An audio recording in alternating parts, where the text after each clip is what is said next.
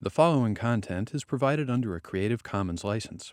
Your support will help MIT OpenCourseware continue to offer high-quality educational resources for free. To make a donation or view additional materials from hundreds of MIT courses, visit MIT OpenCourseware at ocw.mit.edu.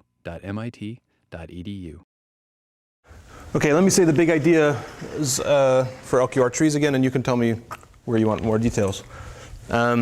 So here's the basic story. I've got some goal I want to get to, and I've got a lot of potentially, I'd like to be able to get there from every initial condition, let's say. So the idea was, we know how to design, we know how to stabilize trajectories, so let's just pick a point at random, design a path to the goal like that, design the LTV, LQR stabilizer on this. The great thing about that is, first of all, that it will locally stabilize the trajectory. But second of all, because we can compute, not only because we are given both u equals some time varying, we have a feedback policy from that, but we're also given an estimate of the cost to go, which is in this time varying matrix, yeah, the Riccati equation backwards. Because of that, when we're doing our LQR design, we actually have a good candidate for a Lyapunov function for the system around that trajectory. So that's an important observation, that when we do LTV, LQR on a trajectory, we get both, okay? Now this thing, for the linear system, even the linear time varying system, this is a true Lyapunov function. From all initial states, this function will just only get smaller with time. Okay, but on since the actual system is nonlinear, as I get farther from my trajectory, some of the nonlinearity is going to come in and corrupt my Lyapunov function. At some point, when I get far enough from the trajectory, those higher order terms are going to mean that this thing doesn't have a negative time derivative. Right? What I care about for the Lyapunov function is that this thing is less than or equal to 0. So the idea with the certificates is to do a higher order polynomial expansion of the dynamics along this trajectory and try to estimate the threshold where this stops being true. Okay? And that gives me essentially a funnel. If I do it everywhere in time, that gives me a funnel along the trajectory over which I know the LQR cost to go is a Lyapunov function for the nonlinear system.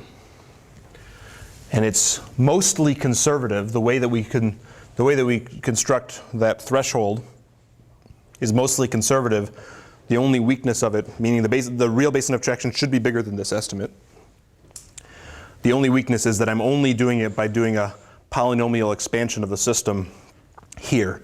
So if there was a hard discontinuity right next to the trajectory that didn't show up in the Taylor expansion, then I wouldn't ever see it. I'm not exhaustively searching the nonlinearity around that trajectory.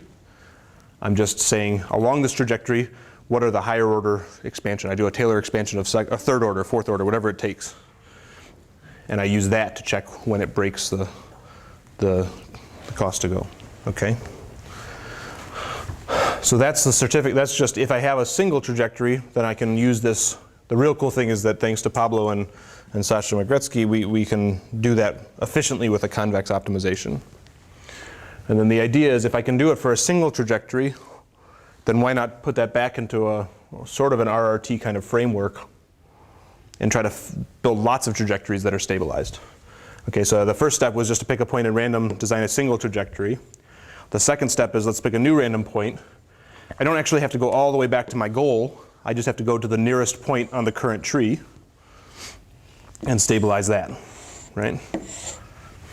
And then I pick another point, find the nearest point on the tree, build a trajectory in like that, stabilize that. Right? If I pick a new point and it's already in the basin of attraction, I don't need to add an edge. That would be sort of a waste of my time. So the effect is I get these. I didn't say carefully what the results are because I can't prove them yet. This is still hot off the press. But I think that I can say that it probabilistically covers the reachable state space. Every place that I can get to the goal from, there exists a controller. If I design enough samples, I should be able to get to the goal, given I do enough steps of my LQR tree. So as time goes to infinity, the entire space will be covered with basin of attraction of a controller that gets me to the goal, which is a pretty powerful thing to say if you're willing to wait till time goes to infinity. And the practical thing that's nice about it is it seems to happen pretty quick with with a fairly small number of trajectories. Yeah? John? If you want to guarantee that the nonlinear system has that completeness property, would you have to let it sample inside the basins of attraction? Yeah, so that's why I have to qualify the guarantees. I'm only saying the nonlinear system as represented as the Taylor expansion around the trajectories. That's the weakness. So it really only works for smooth systems. If there's a cliff here and I'm designing a trajectory right here, it might come up with a saying a basin of attraction is here, even though that's just not true. Okay.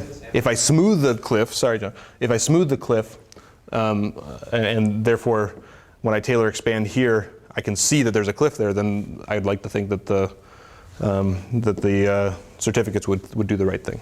But if it's a hard cliff where the higher order expansion here doesn't see that cliff, then there's no hope. If you let it sample inside the basin, though, couldn't you eventually accomplish the complete system? It's a good question. So just building more and more accurate certificates as time goes to infinity? It could be. It could be that. It could be a good idea.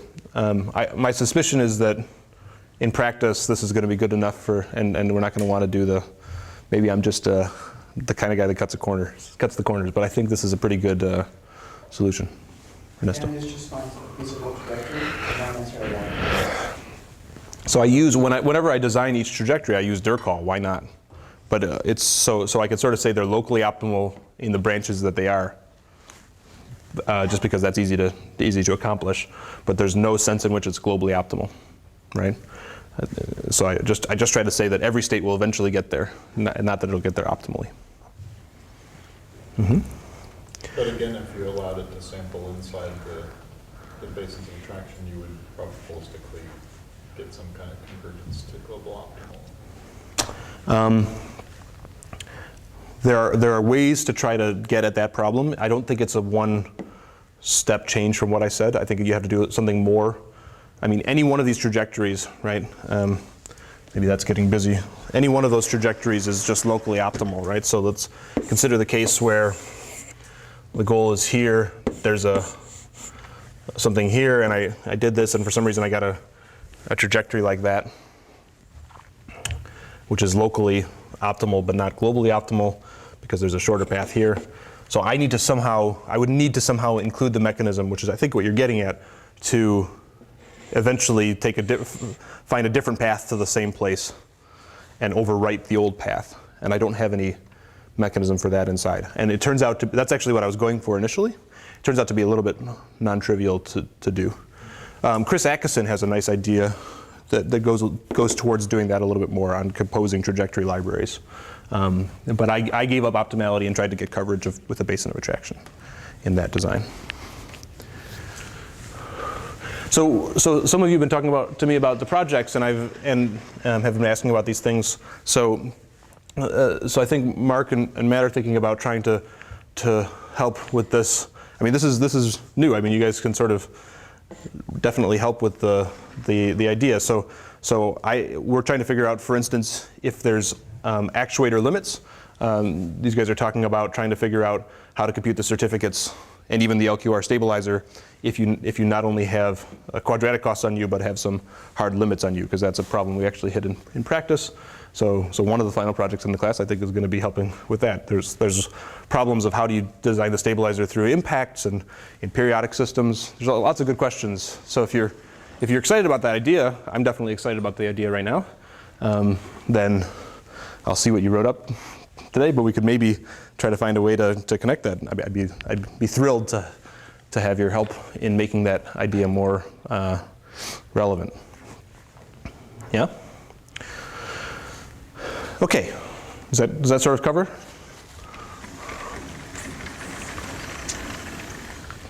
Now for something completely different, although related, of course. So in the LQR trees, and basically in everything that we've done so far in class, we've made a handful of important assumptions, right?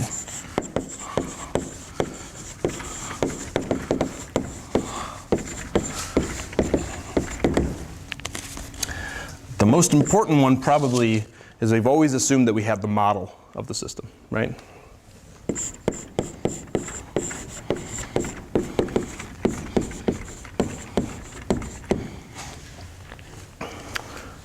So next week we're going to get at how do you do some of these optimizations when you don't even have a model, okay? We've also assumed so far that the current state of the system is known. In other words, the state of the robot is fully observable.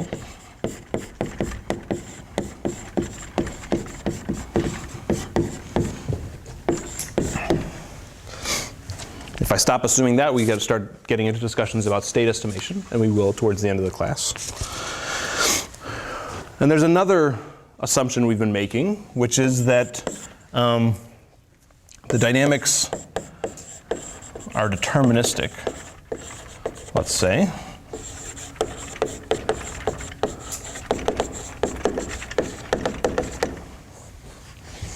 Right? That pretty much the system goes where I think it's going to go. Now, I chose to write that and then cross it out because that's not quite what we're assuming. Okay. I want to write that, but if we really were assuming that the dynamics were deterministic, then we wouldn't have been spending much time talking about feedback at all. We would have been just focused on open loop things, right? So let's have a short philosophical argument about what we're actually doing, yeah? So we're not quite assuming that it's deterministic, right? Maybe a better way to describe what we're doing is we're assuming something specific about the disturbances in the system. We're assuming that disturbances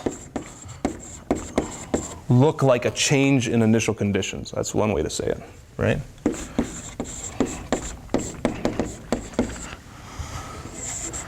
An unmodeled change in initial conditions.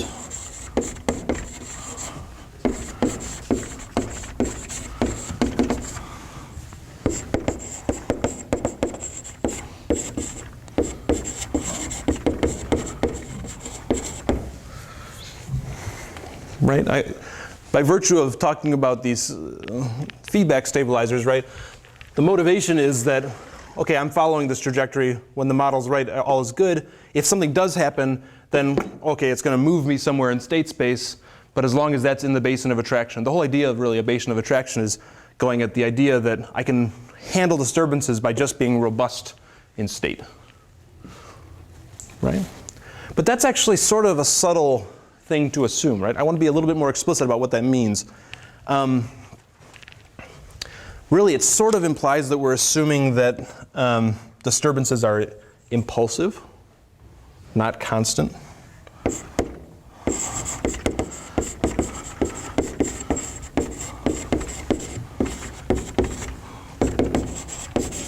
Instantaneous, right? Impulsive. If a disturbance was, for my walking robot, was someone put a new weight on my leg, then that's not something that our designs so far have handled, because that's more like the model changed, right? We're talking about something that, it moved me, and now I have to deal with it, right? So if the disturbance lasts for a long time, then that actually feels a lot more like a model change, right? But if it's impulsive, I can sort of think of it as a change in initial condition. And the other thing that sort of implicitly assumes is that the disturbances are rare.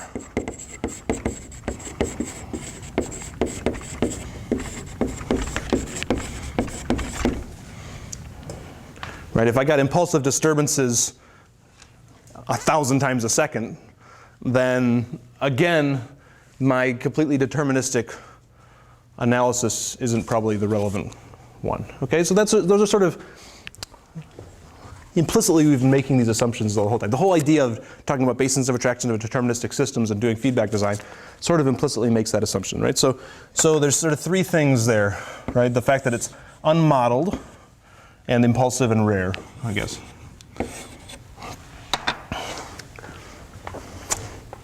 If your disturbances are not instantaneous rare disturbances, then I think I would advocate quickly for starting to think about your dynamics as not deterministic dynamics, but as a stochastic dynamics. Okay? And even if they are impulsive and rare, but if you have a model of them, then you should still be able to do better by explicitly letting your feedback design reason about the stochastic dynamics. Okay, so today I want to start talking about, I want to start breaking down our assumptions. And throughout the rest of the class, we're sort of going to try to break these down. Let's start breaking down the assumption of deterministic dynamics, okay? All right, so when we were talking about LTV, LQR, couldn't we actually solve something like if we actually have a stochastic transition model and we move somewhere and then we're like a little bit off from the trajectory, then we look at the policy which would bring us back to the nominal trajectory and we go back? I think the answer to your question is yes. So one of the things we're going to do today is show that it's sort of subtle that's yes, but anybody who knows linear quadratic Gaussian control, yeah, well, it turns out that we're actually doing linear quadratic Gaussian control, but that's sort of a surprising result. Okay, so in the specific case of linear dynamics, quadratic cost, Gaussian noise, then what you said is true. So that's a special case that we'll see quickly, but in general, it's not true.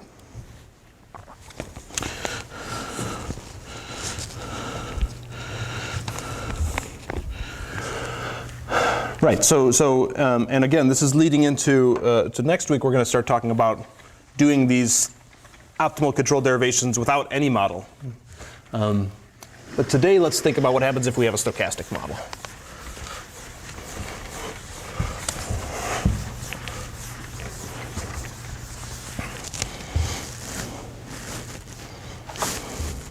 Okay, lots of ways there's lots of different notations people use to talk about stochastic dynamics. The one I'll use is, I think, the most popular one. We still got our standard equations of motion, but we're going to add an additional input, which is some disturbance W as an additional input into our dynamics, where W of t is some noise process.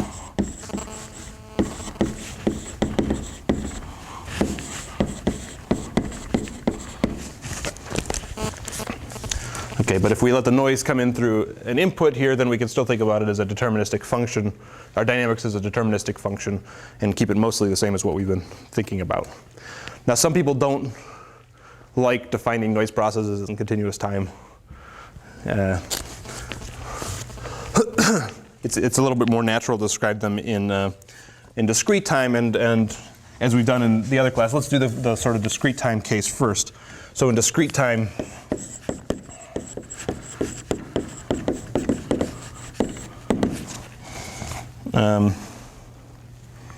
we'll do the same thing, right?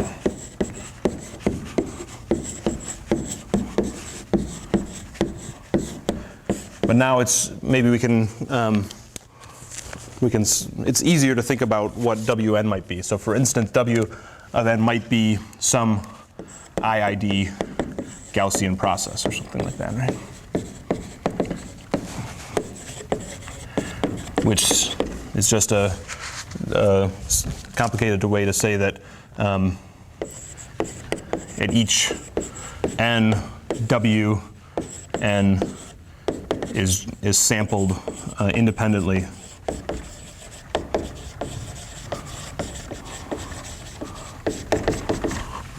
from a Gaussian, let's say a normal distribution, like something like that. So when I'm simulating this in MATLAB, if I have I can simulate an IID Gaussian process by just every time step calling rand and and it's independent from the W's I picked before. That's a pretty good model. Now, one thing I want to avoid talking about today so far is let's still assume that we have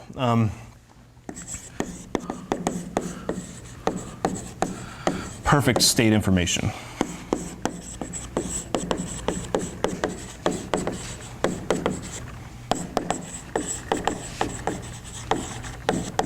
So I don't want to worry about sensor noise yet. It turns out it'll be pretty natural to think about it with some of the same tools, but let's just assume for now that when I'm in state X, I know I'm in state X exactly. But if I'm trying to think about into the future what's going to happen, what's the optimal thing to do, I have to worry about the fact that the noise in the system is going to push me around.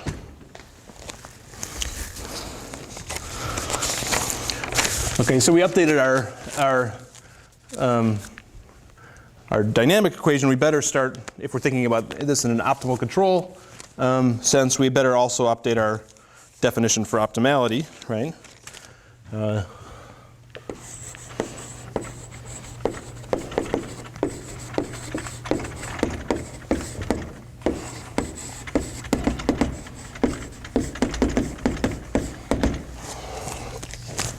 So it used to be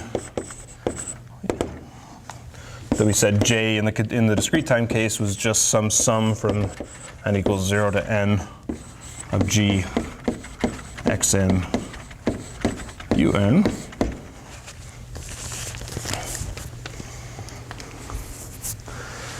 The problem with that now is that xn, right? This is now a random process, yeah?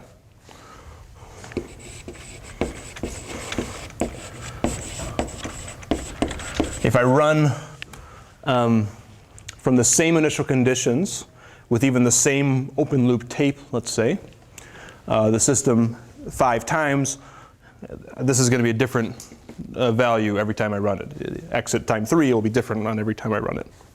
Okay? Which means J is also going to be a random variable. A random.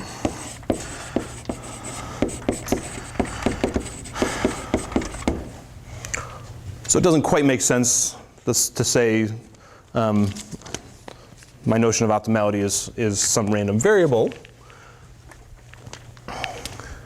We want to choose a property of that random variable that we care about. There's different schools, again, being philosophical a little bit, there's different schools of thought in control theory, right? Some people say the thing you should care about, the only thing you should worry about is the worst case behavior. You want to worry about the tails of your distributions, right? And make absolutely sure that my plane, if I'm riding on a plane from here to California, it's not going to fall out of the sky with sort of 5 nines of probability or something, okay?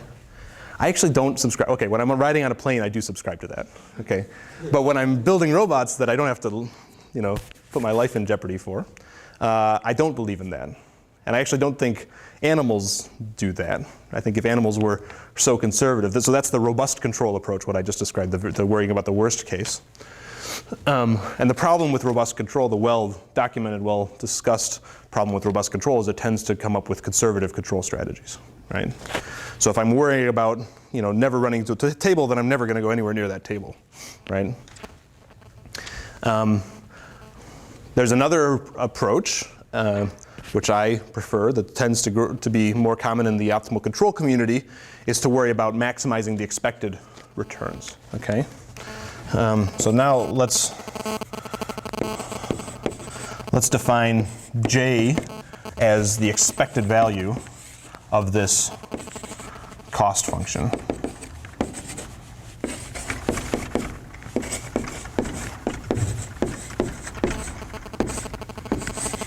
Right? There's a really obvious reason why the optimal control people choose to do that. It's because we already made a decision to do additive costs. Expectations play beautifully with summations, and so our life is going to stay clean and good if we're willing to do the expected value derivations, okay? But also philosophically, I think that me as an animal, I maximize my expected reward. A gazelle running through the field, I think is maximizing expected reward. I mean, on average, it's doing spectacularly well, right? And every once in a while, it wipes out and falls down and breaks its leg, gets eaten, you know. But if it was worrying about that all the time, then it would never run, you know, as fast as it does, right? So, or as aggressively as it does. So I think, personally, if you want to build aggressive robots, right, you got to stop worrying about guarantees of stability, of performance. Just try to maximize the average performance. I think that's where I've put my chips. Okay, so now, just to be clear here, so X, again, every time I run it, even with an open loop U, if I completely control U, so U is not a random variable, but some open loop tape, let's say, X will still be a random variable, okay, but J is not, right? J is saying that given some control policy, some initial conditions, there is a well-defined cost expected cost that I receive. And that's something I can optimize, okay? Does that make sense? Okay, so I want to think about the implications of having these things turn into random variables with sort of a simple example, okay?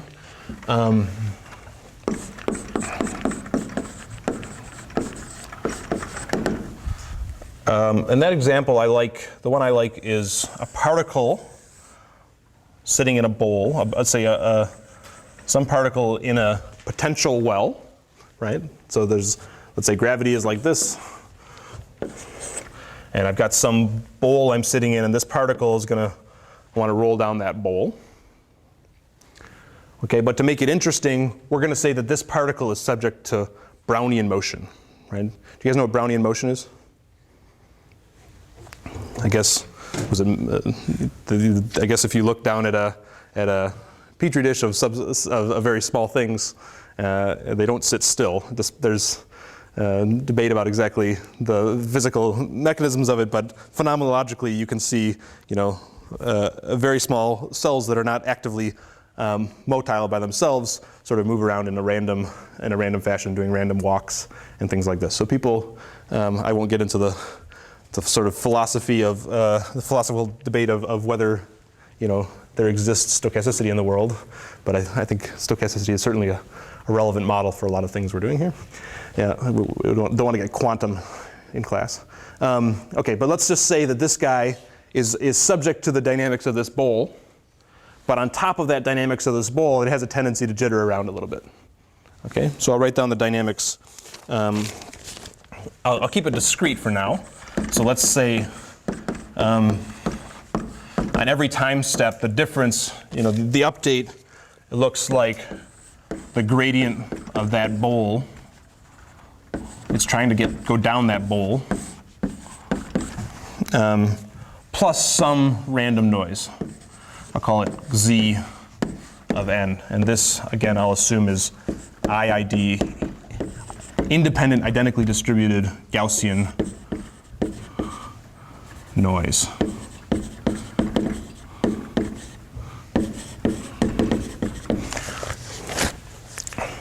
So if you've never taken a class with all this random variables and everything, I hope most of this will still come through. I'll throw a few of these words and try to be soft about it. If you have questions about any of these, just ask me. I think that we're going to be able to say things that are fairly mechanically intuitive and helpful, so I hope it's accessible to everybody. And if it's not, ask me. Okay, so this is a reasonable dynamical system now. It's tempting to, on each update, having gone down the gradient plus some random noise, okay? Let's make our lives easier by choosing u of x to be, how about that? That's pretty nice, right? That makes our life good. If everything's quadratic, then this thing turns out to be negative alpha x, right?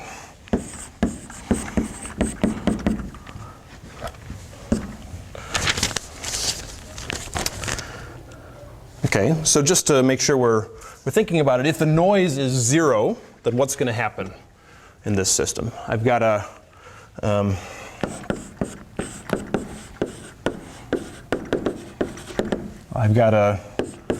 discrete time system, which if I move that back over to the other side like we're accustomed to, goes like this.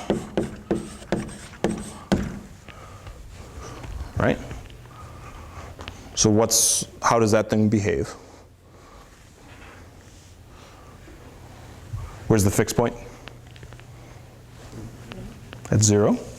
And when is it stable?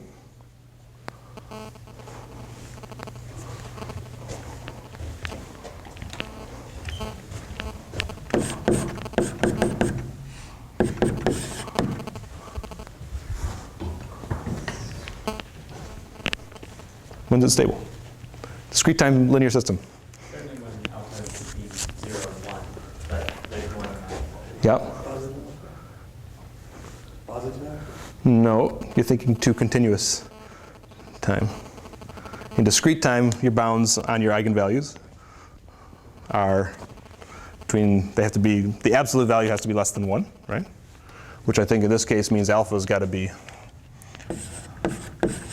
between 0 and 2, yeah? Everybody okay with that? Yeah? That wasn't supposed to be the big insight for the lecture, but.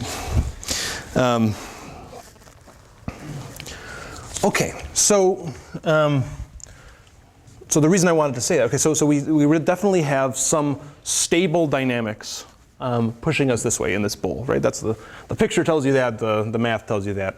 We have some stable dynamics that's pushing us towards here. And then we have something that's pushing us out, which is that noise, right? If I was, maybe just as a thought exercise, if my bowl had been flat, if alpha was 0, and I've got this thing subject to Brownian motion, then if I look at it at time 100, where's it going to be? I mean, it could go sort of anywhere, yeah? If it's in this bowl, and it's in subject to Brownian motion, then where's it going to be at time 100? You'd expect it with high probability to be around here. There's a chance, I mean, even with small noise, right? If I were to get some abnormally rare large force in this direction 10 times in a row, if I watch this Gaussian process long enough, I might look and find it here, but that's going to be very low probability, right? So what I'd expect to find is if I watch it for some amount of time and I look at it at a time as 100, that it's probably going to be here, draw some probability distribution here. And sure, there's some tails here that'll say if I looked, maybe I'll find it there, but that's pretty unlikely. Okay, so hopefully when we're all done with this, we're going to get that out. And it's not too hard to see it, actually. So what's the best way to see it? So let's pretend that we're going back to we're back to the noise case again, right? Putting epsilon back in.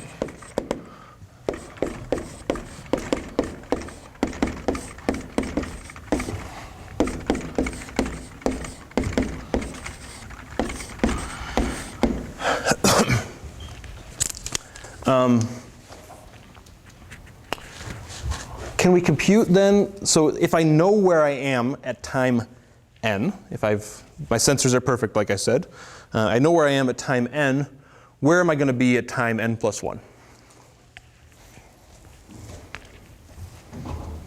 So let me write that as some probability distribution that I want to write where am I at time n plus 1 given I know where I am at time n.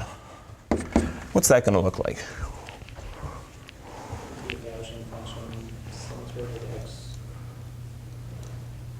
1 minus alpha x n plus some variance which is coming from that Gaussian. Awesome, right?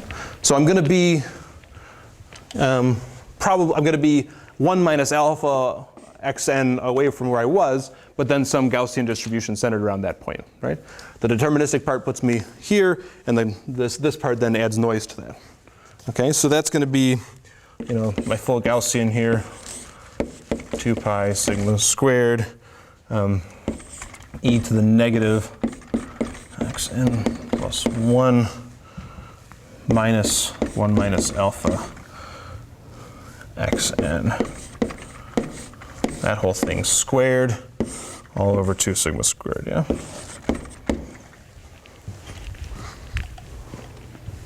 You agree with that? If I know where I am at time xn, which by the way is equivalent in probability space to saying I have a delta function here, right? I know where I am. My probability distribution is a delta function. Then on the next step, I'm going to be 1 minus alpha times that, and I'm going to have a distribution which is mean of this, right? This is a Gaussian distribution, x minus mu over 2 sigma squared. This is the new x. This is mu. Yeah? Good. So now we have everything we need really to proceed. So let's say I knew where I was at x0. On x1, I'm going to be at the function described by this. Where am I going to be at x2?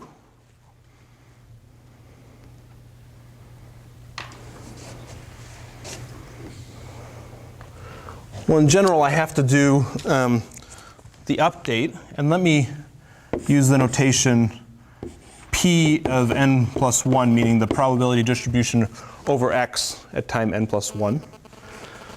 So I'll think of it as a different function at each discrete time. Notationally, it's the cleanest, I think. Well, that's going to be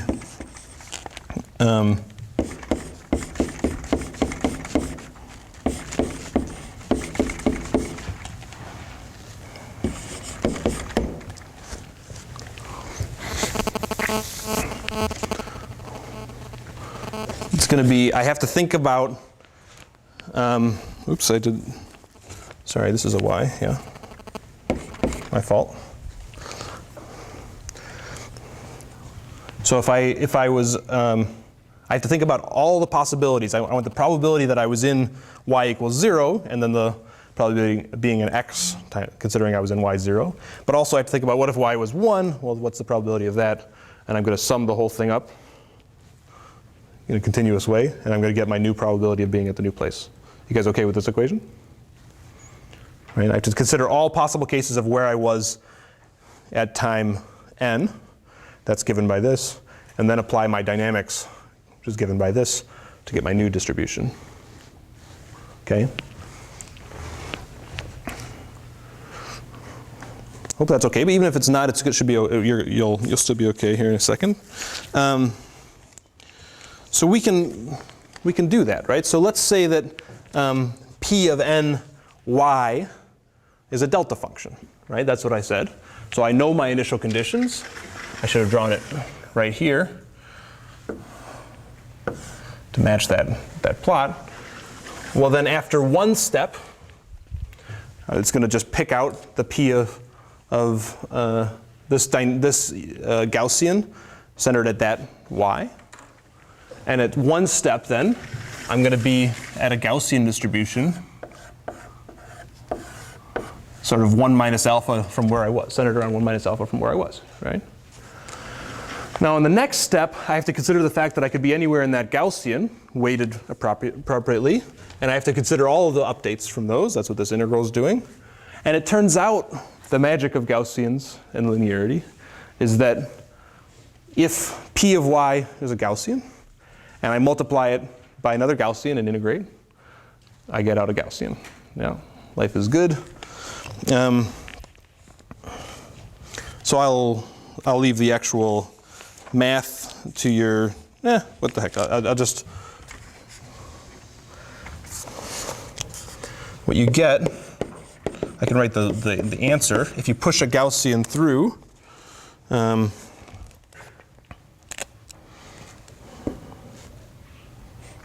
turns out to be 1 over square root of 2 pi sigma squared, integral from negative infinity to infinity of e to the negative.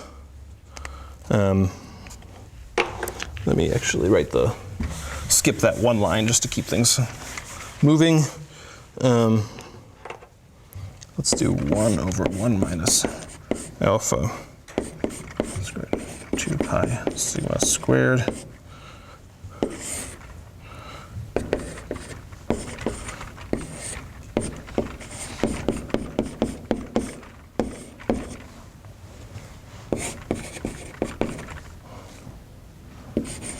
probability of n at y prime 1 minus alpha dy alpha, where y is 1 minus alpha y.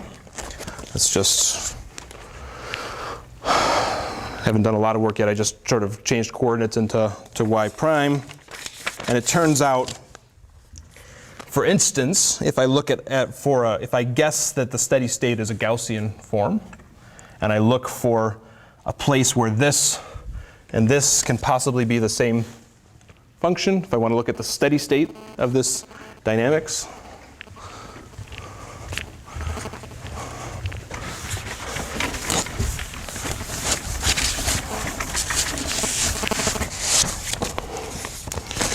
then I find that P star of x is 1 over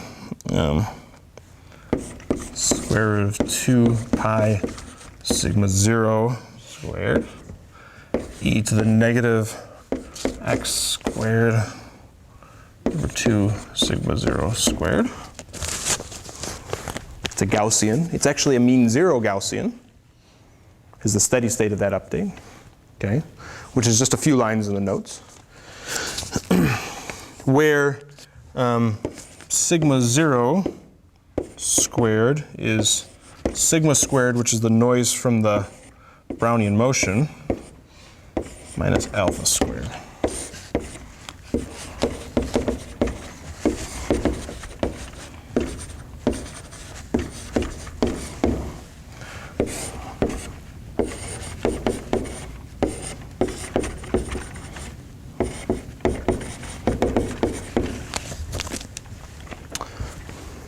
Okay, so I think actually these equations tell the entire story. If I start my system even from some, well, specifically if I start my system in a delta function or in a Gaussian distribution of initial conditions, then I'm going to be Gaussian for the rest of time. Turns out even if it's not, it'll go to a stable Gaussian, right? And if I look far enough into the future at the steady state of that probability distribution, then it's actually going to be what we hoped we'd find. It's a mean zero Gaussian. This was 0 in my plot. And its width, its variance, is given by two competing terms, right? You've got the noise from the Brownian motion trying to push you out into larger variance. And you've got the competing force of the stability of the dynamics pushing you back in. Okay? So if alpha gets, and you actually, this also is valid exactly when alpha is between 0 and 2. It doesn't go to 0 in that regime yet. Okay? So if I want to look at that particle at time 100 or time 10,000, then I should expect to see it somewhere with probability given by this distribution, in the vicinity of that 0. Okay? And that comes out of simple math of pushing this Gaussian through this equation. Okay? Now you all probably, most of you probably knew that before. Why do you know this before? Maybe not in this level of detail, but why do many of you know this already? It's a Kalman filter, right? The Kalman filtered forward process takes a Gaussian, shoves it through a linear system, stays Gaussian. This is the single variable, a little more careful version maybe than you do if you call MATLAB's Kalman stuff. But yeah, so that's not a surprising result. But I think it forces you to think about a couple things, right? So like I said, the stability of the system is critical in determining that final distribution. But even more significantly than that, there's some implications, right, of having these noise in the system.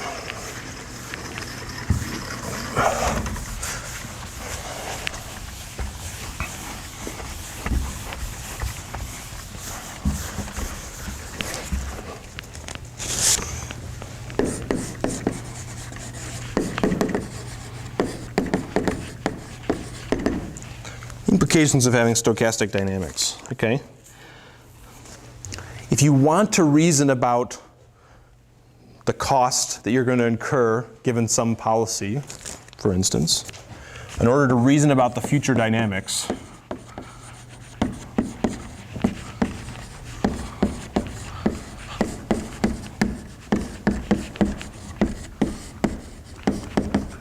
even though you know the current state, so even given initial conditions,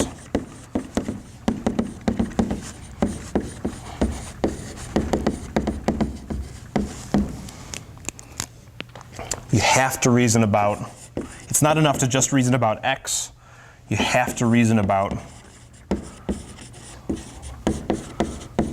that entire distribution, p, what I called p n of x. Right? Not just x.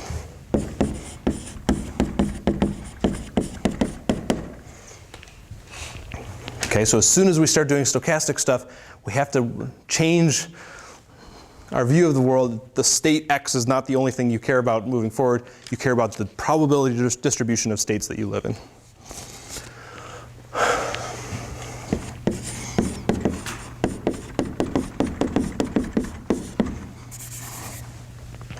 What would you say about the stability of this system?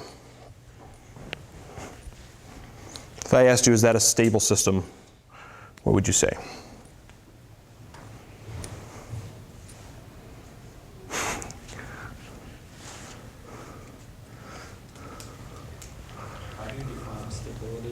I'm asking, and we're going to do that, but I'm asking you for your intuition. What would you guess? Would you feel comfortable if I said it's a stable system? Let's move on. In some ways, it's okay because the distribution is stable. X is not stable. Okay?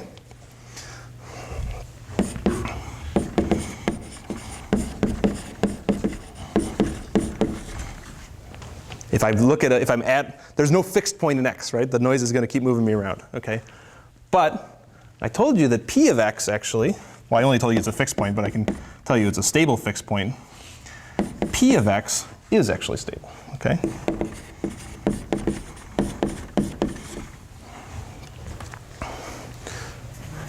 Okay, so this, basically this equation right here, this update right here, it's a very famous, important thing. Well, so important that it's called the master equation, yeah? I mean, don't just name it after some guy, call it the master equation.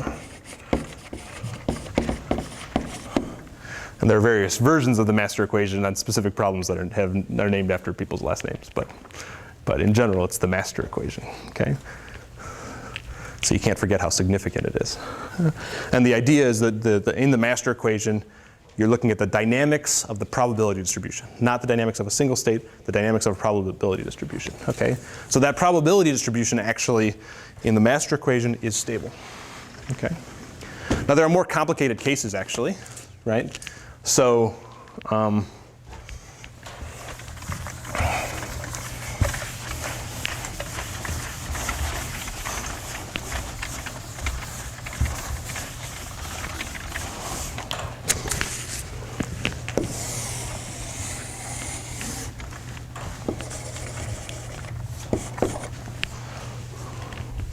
what about this one? What's this thing going to do in the long run? It's going to have a bimodal distribution in the long run, right? So it would be sort of inappropriate to say either of those points. I mean, that either of those points are fixed points. For the deterministic case, they are. For the stochastic case, they're not. And you're right. It's going to go to some distribution like this. Okay.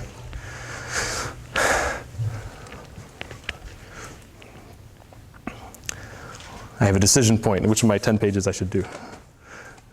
I could talk about some examples of just stochastic dynamics, for instance, on walking robots, or I could get to the optimal control of the more simple system. I have to set John up for next week, so I guess I gotta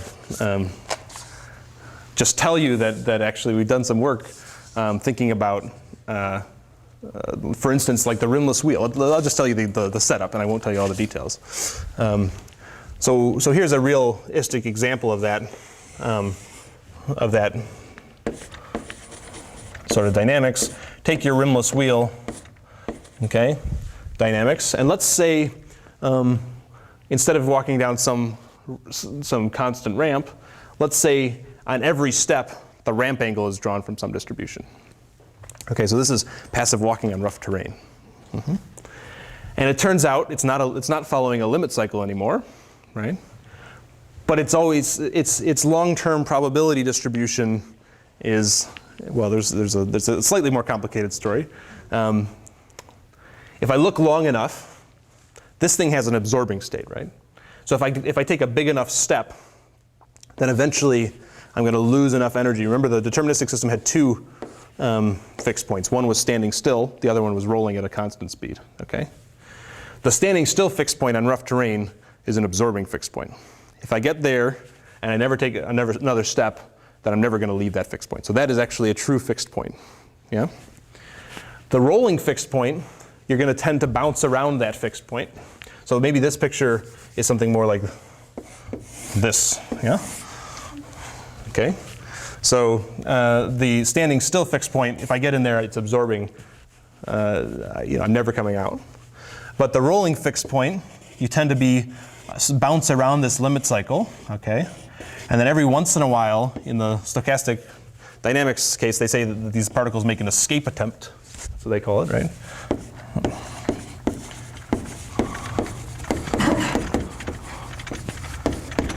Okay, and maybe shoot over and fall down. Okay, and it's really very beautiful. If you watch the probability distributions as they propagate through the rimless wheel equations or the compensated equations or you name it, then what you get is you get this probability mass around here, right? For a long time, it's pretty likely that I'm in the vicinity of that limit cycle, right? And then slowly, as the time goes on, the escape attempts continue to the point where this thing gets smaller and smaller until, as time goes to infinity, I'm only going to be standing still. Okay, so the sort of negative, pessimistic view of that work is to say that you're always going to fall down. You can build the best robot you want, but if you have a reasonable model of the dynamics, it's always going to fall down, right? If you wait long enough, a Mack truck is going to come along and hit it, or it's going to walk into a door or something like that. You can do the best you want, but it's going to fall down, and it'll end up on YouTube probably, right? So you're assuming your ramp distribution is actually Gaussian. That's what we decided, yep. But that doesn't actually imply that the posterior is Gaussian because it's going through nonlinear dynamics. Right, but I mean, in reality, the ramp distribution is never going to be truly Gaussian, right? Because everything's Gaussian if you get enough of them. I don't know. I mean, I think that's. So you want to do stairs or something more specific? Oh well, I'm just saying if there is a hard limit on how steep your ramp is, then you could guarantee that. Good, very good point. Right. So if the distributions didn't have tails, then there are cases where I can bound it never going over. But those tails actually have to be pretty steep. The limitations have to be pretty steep because you have to make sure that on a single step the damping overcomes the biggest possible perturbation. If your noise can ever be bigger than what you can take out in a single step, then you will eventually, as time goes to infinity, find a way to get out. Yeah. So Katie Bill did some nice work and sort of quantifying the metastable dynamics of walking. And actually, I think that we call it metastable because that distribution is long living. It still makes sense to talk about where you'd expect this thing to be while it's walking, but eventually we have to admit it's going to go to falling down. Like a diamond is a diamond for a very long time, but eventually it'll turn back into graphite. Okay, so. Good. So there's actually beautiful, even if you don't care about control, I think there's actually beautiful things that happen in stochastic dynamics. But the thing that matters here is we've switched hats. We've now started thinking about probability distributions and how they evolve with dynamics, and how we can change those probability distributions with control, right? if I could control the shape of that, right, then I can control those probability distributions, for instance. Okay. So it turns out it's sort of trivial to solve stochastic optimal control problems, at least with dynamic programming. Okay?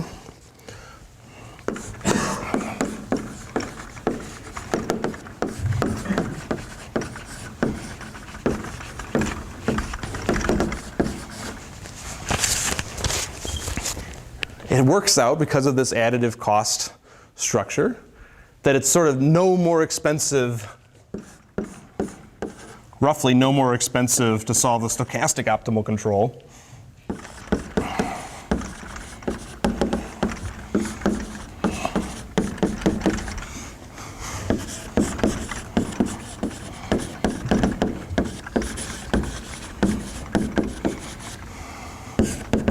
than the deterministic one.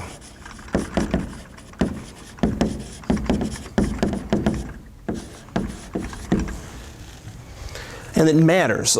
Maybe I should even make the point that it matters. Okay, so if I have a stochastic process, and in general, the optimal policy that you get from stochastic optimal control is going to be different than the one you get from deterministic optimal control. So potentially in dramatic ways. Right? Let me try to make that point here. So imagine I've got my I've got a trash can robot. I shouldn't call them trash can.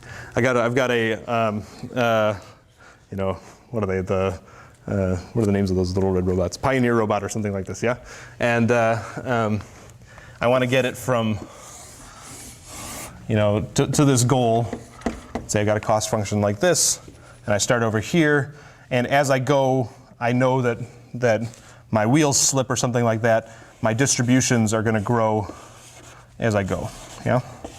And I've got some ability to control them, so they're not going to grow unbounded, but let's say they're going to grow in my path to the goal, okay? There'll be two competing forces. There'll be my ability to measure and fight against disturbances, and there'll be the inevitable disturbances, and those two will again combine into some sort of distribution over time, okay? Now imagine, like the scenario we talked about in the feedback case, imagine my cost function is 0 everywhere, you know, -1 at the goal. I want to get to the goal, and say, you know, something really big here, yeah?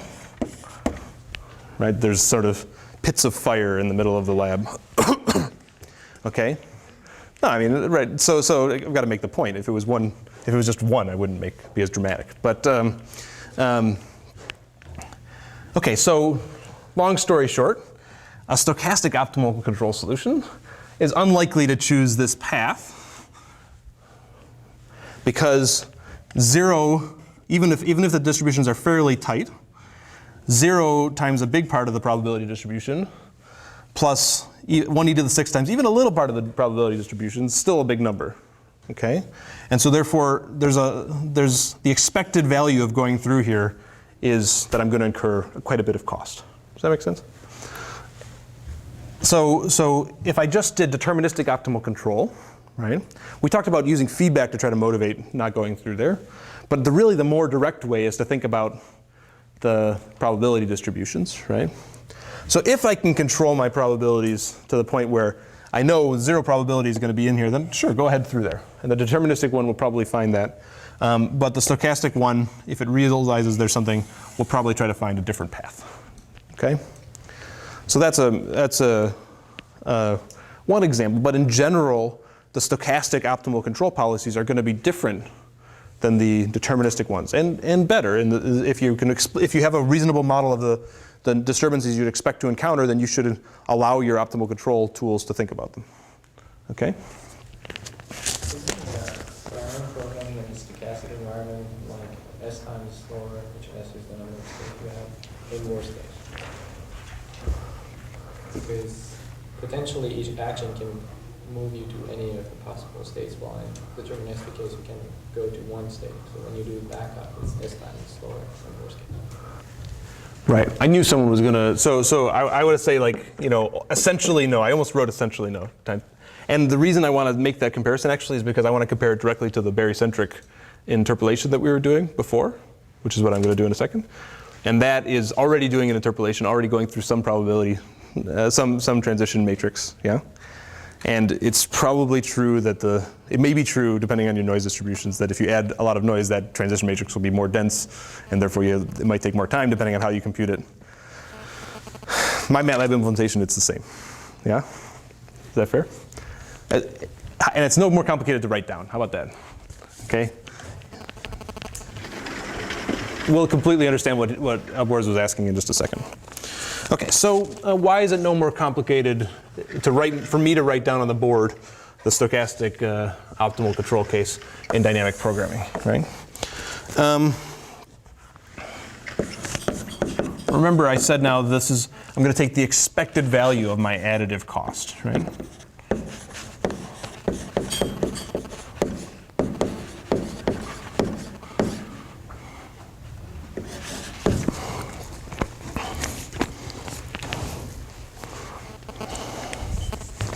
First, let's just think about what the implications are for doing optimal control. Right? So first of all, I can take that expectation inside.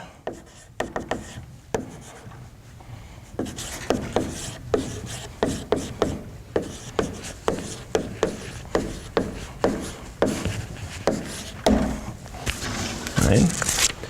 And now what's the probability of G, or what's the expected value of G at xn un? Well, x has got some distribution given by p of x, n, yeah. So this thing's going to work out to be, you can always take the expected value of a function of x by just that function times its distribution integrated. This thing's going to work out to be some integral over all possible states of g of x u of n times p of n x dx. Right? Okay, so you could imagine computing optimal policies by figuring out the state distribution by that evolution I was talking about before, right? And then integrating over the possible states, yeah, and the costs for each state, and figuring out our j, figuring out a way to minimize that, right? I sort of only wrote that down to make it look hard, okay? Turns out, again, just like before, the recursive form is beautiful and simple, okay? So you can imagine doing it that way, and that's correct. But just like before, the dynamic programming solution exploits the additive form and does a recursive solution, which just works out beautifully. Okay, so if I do j of x from time 0 being the expected value of, let's do the final cost, also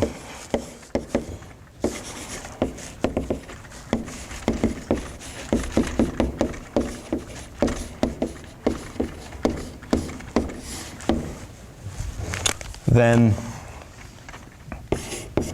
what's j of x at capital N?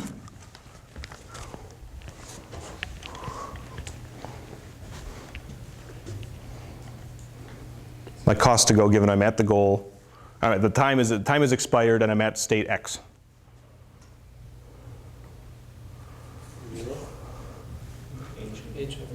Is it expected value of h of x? Or is it just h? What is it? H is deterministic, right? Awesome. Yeah. If I know I'm already in x, then there's no probabilities left, yeah? Okay, and then if I go backwards, j of x at time k is going to work out to be min over u, I should say j star of x, sorry. J star of x is going to be min over u, the expected value of g x u plus j star of f x u w of n k plus 1. Can you buy that?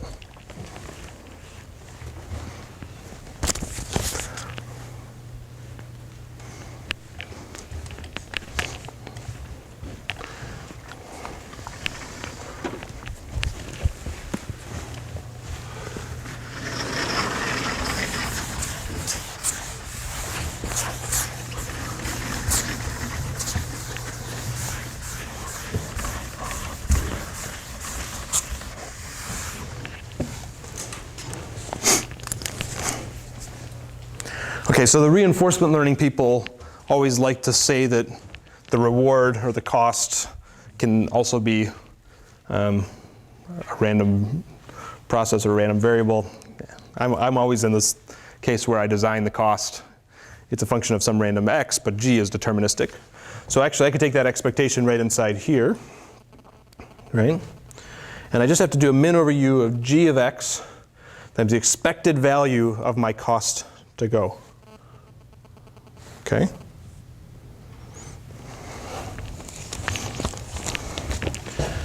The nicest way to see how to implement that is let's go ahead and, we've already discretized time, let's discretize state and actions.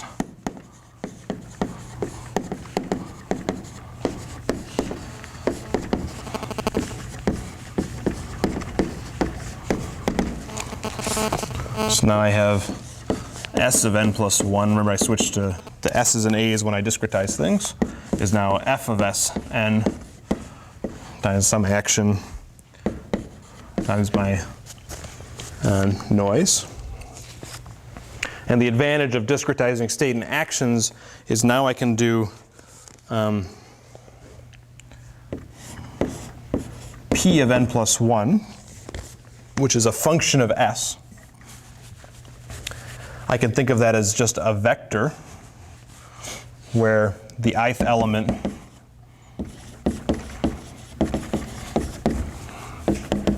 is the probability that s of n plus 1 equals si. Is that okay? A probability distribution, remember, in general was a function. In the particle in a bowl case, it was a continuous Gaussian function, right? If I discretize the state there, then I can represent that as a vector, saying what's the probability of being in state 1, what's the probability of being in state 2, probability of being in state 3, and so on. Okay? So the reason to discretize states is I can turn my continuous function into a vector. Yeah? And I can turn this function into a transition probability matrix, right? So f goes to Tij, which is the probability of landing in Sj, depends on the actions, given I was in Si and I took action A. This is a matrix. It's the transition matrix.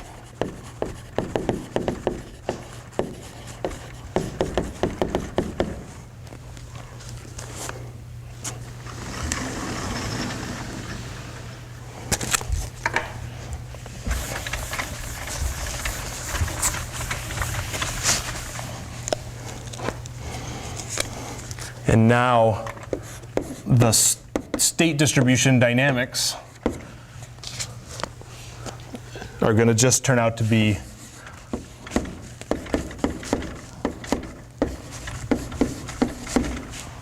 a pretty simple matrix equation. That's in Tij, Pj at time n plus 1. Yeah, so let me actually write the real vector form. That's for a single element of it. I could just write, if I'm doing it in column vectors, then it's actually going to be P of n times T of A. Okay, where these two are vectors, that's a matrix.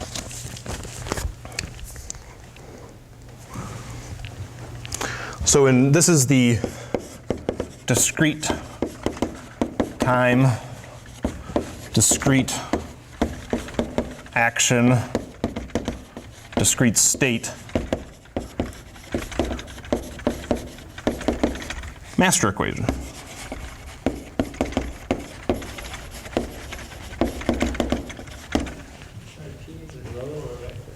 I use it as a column vector.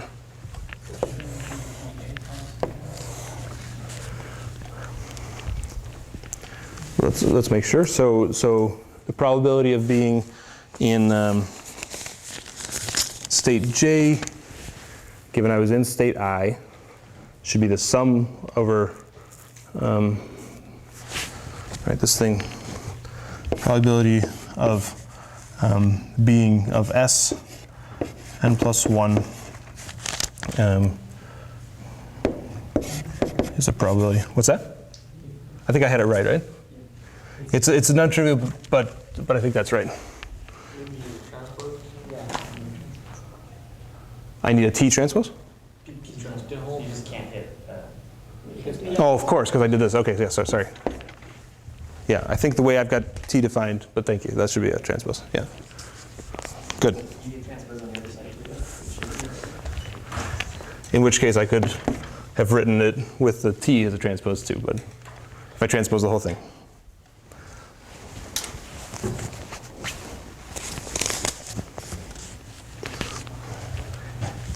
Doesn't really matter if you like row vectors or column vectors. The point is the master equation, which looked a little scary before, yeah, turns into a simple matrix update in the discrete time, discrete state case. Yeah? So do you use truncated Gaussians, or do you just use non-Gaussian things? Because you have hard limits and you discretize. Good. So there's a question again, just like we had the question in the when we did dynamic programming for the value iteration of how you go from the continuous probabilities and continuous states back to the other one. So again, yeah, so I would sample from my Gaussian and fill out a transition probabilities as a close truncated representation of the Gaussian, and still interpolate with the barycentric interpolators.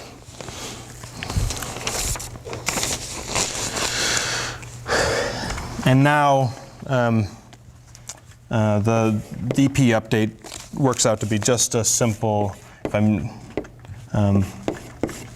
the probability of being in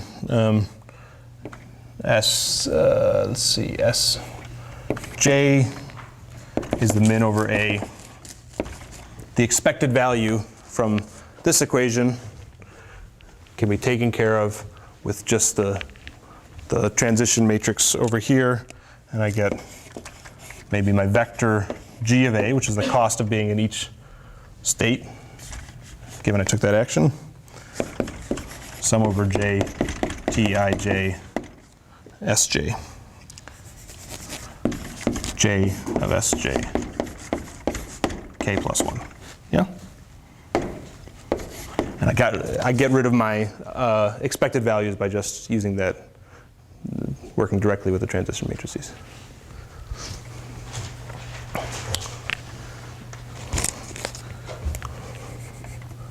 I on this side, J on this side. Many apologies. This turns out to be exactly the reason I said basically no more expensive to solve than the deterministic cases. We already used this form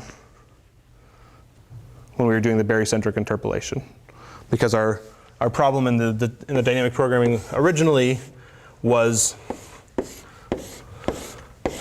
that when we started simulating this thing from one node forward, it didn't end up, unless you were very, very lucky, it didn't end up right on top of another node.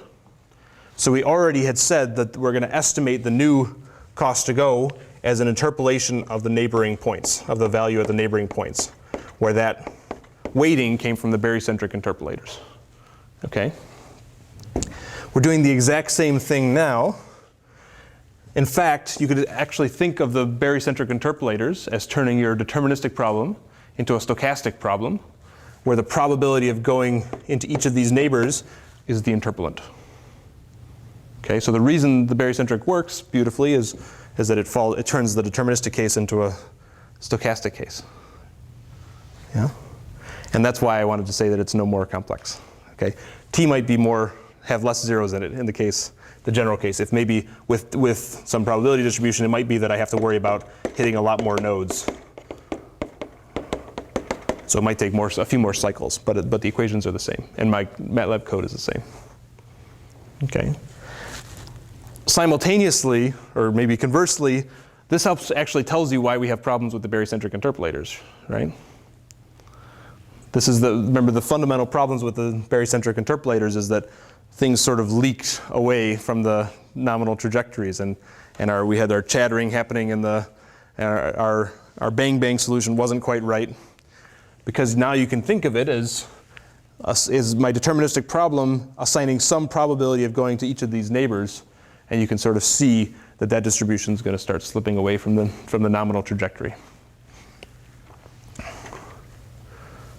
Okay, excellent. So this is actually very important. Stochastic optimal control is a beautiful thing. If I can model the disturbances in any reasonable way, then I can get better policies by explicitly reasoning about them. And just like we sort of said, dynamic programming for low-dimensional problems solves all these really hard problems that are analytically untractable and things like that. It can even solve the stochastic problem with almost no more work. Okay? Low-dimensional problems, even complicated ones with complicated distributions, DP can do the work for you. Okay, so a few more things to say. There's one particular result, which we already mentioned early, that I have to mention here.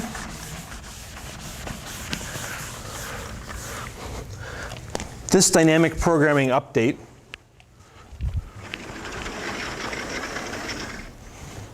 right? We use this in our analytical optimal control too, right? We use this as the basis to start designing things like our LQR controllers, right? And we turned it into the HBJ. And in the finite time case, we didn't even turn it into the HBJ. We just we can back this out with dynamic programming, okay?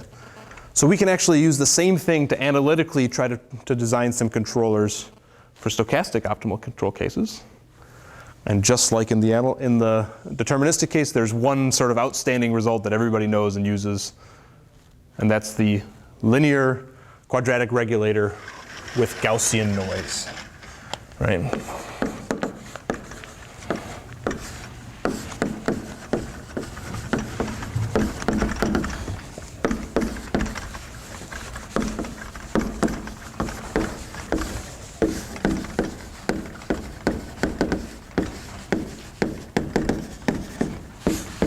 LQG is the shorthand.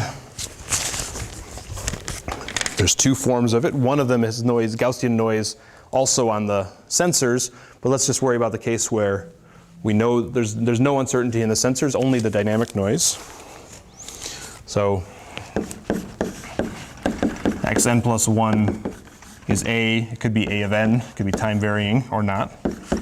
xn plus b n u of n plus wn. Cost function again is the quadratic regulator.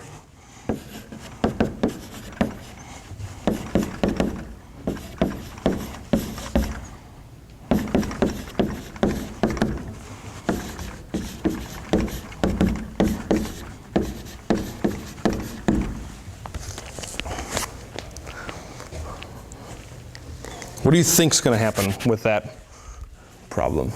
If someone who hasn't used it extensively in your work, what's going to change about our LQR solution? Think about stabilizing the pendulum or something.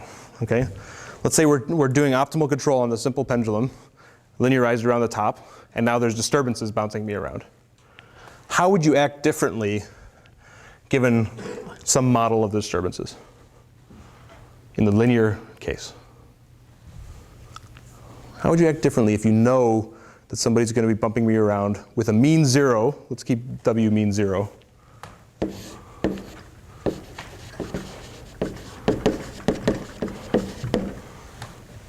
How would you act differently if you're a simple pendulum around the top?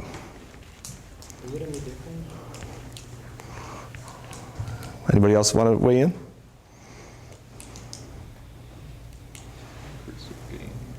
What's that? You might increase your gain or something like that, you think. Yeah, it turns out you wouldn't act different. It's one of the most surprising results, I think, of stochastic optimal control. It turns out that you work it all out, you put your costs like this, you don't turn your gains up because of the disturbances or anything like that.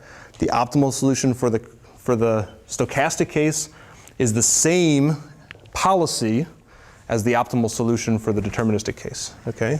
It's also true in continuous time.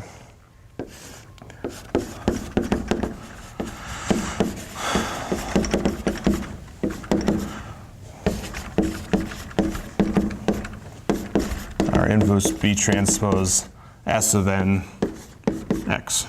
Yeah, it's the same B of n here.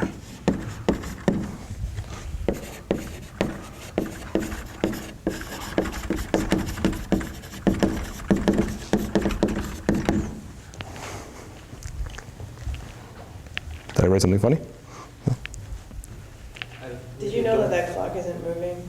No, I didn't. Am I way off time? It's about 4 o'clock. Okay, thank you for telling me that. I thought I had time. Nice. Is the S the same? The S is the same too. Oh, sorry, good. The S I wrote here is the same. Okay.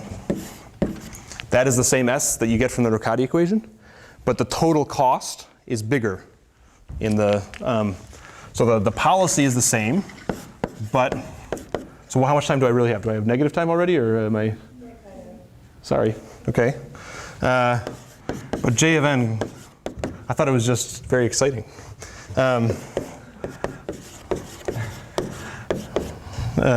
Is this plus some expected value of the noise.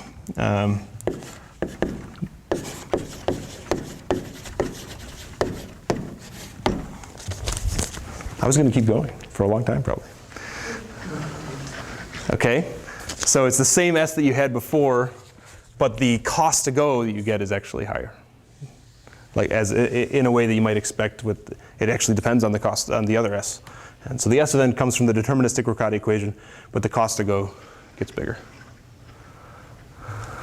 Yeah? So that's one of the most surprising, I think, results from stochastic optimal control, is that in one case it tells you it's okay to do deterministic optimal control. Yeah? In most cases it's not okay. It won't give you the same thing.